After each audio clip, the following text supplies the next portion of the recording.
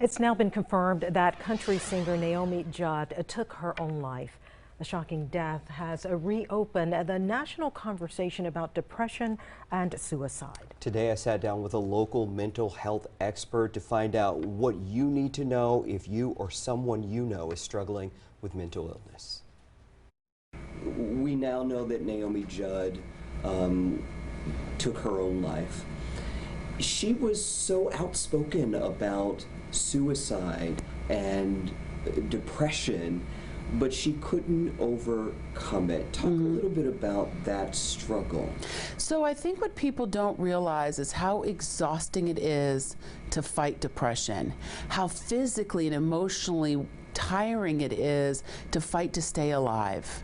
And oftentimes what I hear from folks who have suffered from depression for a long period of time is that they are just tired. And it's not even necessarily that they want to die, but they want the suffering to stop. And that the intrusive thoughts or the thoughts of death or the inability to come out of their depressive episode leaves them with this feeling of hopelessness. And to really look at sometimes when people actually complete a suicide, they weren't at the pinnacle of their pain. They might have been at the end and exhausted of the long-term suffering. And dealing with it. Yes, absolutely. To feel like any chronic illness, that is this ever going to go away? Am I ever going to get better? Am I a burden to others? I think has got to be so exhausting. So you say that if you have someone in your life who has been dealing with depression, especially long-term depression, it is okay to ask them if they've thought about suicide. Absolutely. So that kind of, seems counterintuitive, but why is that okay? So what you really want to do is you're developing connection. We must realize that when people are suffering from depression and they're experiencing suicidal thoughts, they are craving and wanting to feel better. We are never triggering somebody to think about suicide if they weren't by asking them. What we're doing is that we're engaging with them to hopefully decrease any shame, to decrease any fear that they're having those feelings. And what people report is that when somebody finally asks, they feel heard. They feel like maybe I can start to talk about how I'm really feeling. So it's always about increasing connection, and that starts with asking.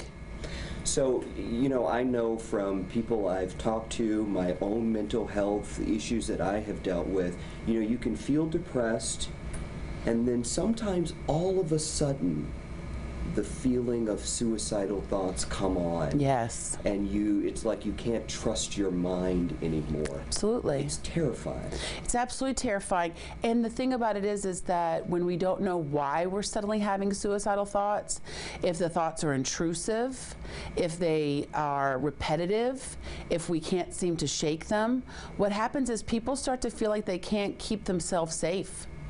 And then they also start to feel like they don't want to be judged and they don't want their freedom or independence taken from them. So they may fear asking for help to stay safe because they may not want to go into the hospital or have a family member remove medication or things of that nature. Sometimes people are afraid of what help will look like. So that leads me to my next question, because I know that it is hard to get in sometimes, to get an appointment to see someone and get therapy. Yes. And it is scary to say, I'm feeling suicide, I'm having these suicidal thoughts, because you don't want them to lock you up. Yes. So what do you do here locally if you are having those thoughts? What's the best way to try and get help? So at the end of the day, we have to keep people safe in order for them to get better. If you are feeling in imminent danger, you need to get yourself to our ED and get yourself into an emergency evaluation. Okay. Now, we have outpatient therapy services here. It is unusual, but it does happen that someone will come to evaluate for therapy, and in discussing with them, realizing that they're actually not safe, that I cannot safely plan. So I want to be clear, just because somebody is having suicidal thoughts doesn't mean that they need to be hospitalized. And I really want people to hear that, because that opens them up to getting help. The primary question is, Can we plan? Can we safely have a plan to keep someone safe while they're having suicidal thoughts? All right, so if you are having suicidal thoughts or are in emotional distress, you can call the National Suicide Prevention Lifeline. That number there on your screen, 800-273-8255. The Lifeline is open 24 hours a day, 7 days a week.